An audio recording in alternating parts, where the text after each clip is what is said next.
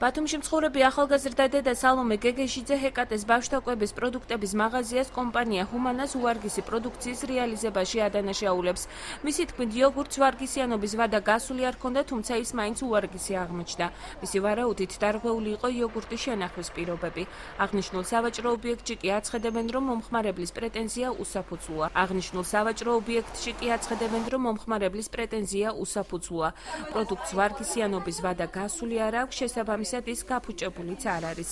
ბავშვთა კვების მაღაზიის მენეჯერი კი აცხადებს, რომ აღნიშნული საკითხით თავად კომპანია ჰუმანას წარმომადგენლობაც არის დაინტერესებული და პროდუქტს შესაბამის ლაბორატორიულ შემოწმებას აუცილებლად გაუკეთებენ. ვიყიდე ჰეკატეს მაღაზიაში, ან ბავშვთა კვების განყოფილებაში ჰუმანას იოგურტი, რომელსაც 14 ივლისამდე ქონდა ვადა, მაგრამ დღეს დილით რო გავხსენი, იყო ამჟავებული, ესე ვთქვათ, საშინელი სუნი ქონდა და გემოც რო გავსინჯე, ანუ ბავშვისთვის არ მეიცემოდა. ვფიქრობ, რომ სურსათის უნებლობის სამსახურმა უნდა გააკონტროლოს გავსი რაღაც, იმიტომ რომ არასრულწლოვან ბავშვებს ეხებათ საქმე.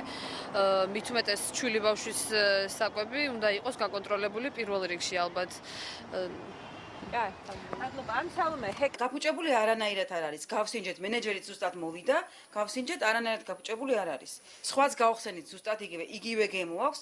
გაფუჭებული არა და ჩემ ბრალი არაფერი არა მეუთხარი და მანანის არის და ისეთი შეხედულება აქვს, გეგონება ბუშტები აქვს, პატარ-პატარა ისინი აქვს ნამცეცები. ჰუმანას დაუკავშირდით და გითხრეს მხოლოდ ის, რომ შეინახეთ დაბრუნებული პროდუქტი, რომელზეც გავაკეთებთ შემოწმებას და დავამტკიცებთ, რომ ეს ნამდვილად არ იყო გაუვარგისებული პროდუქტი.